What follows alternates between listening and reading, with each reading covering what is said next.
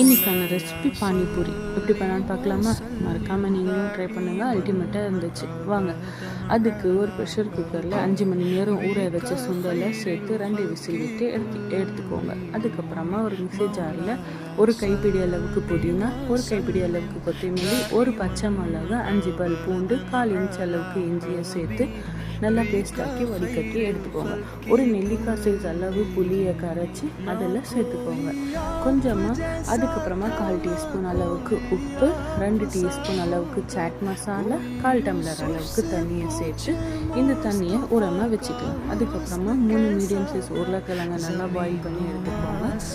அதில் 1 டீஸ்பூன் அளவுக்கு red chilli powder, 1 teaspoon அளவுக்கு கரம் மசாலா, 1/4 டீஸ்பூன் அளவுக்கு மஞ்சள் தூள், 1/4 டீஸ்பூன் அளவுக்கு உப்பு, வெங்காயம், பூரியை சேர்த்து உடைச்சி அந்த மசாலா ரெடி பண்ணிக்கோங்க. அவ்வளோதான். அதுக்கப்புறமா என்ன சர்வ் பண்ண வேண்டியது தான். நீங்களும்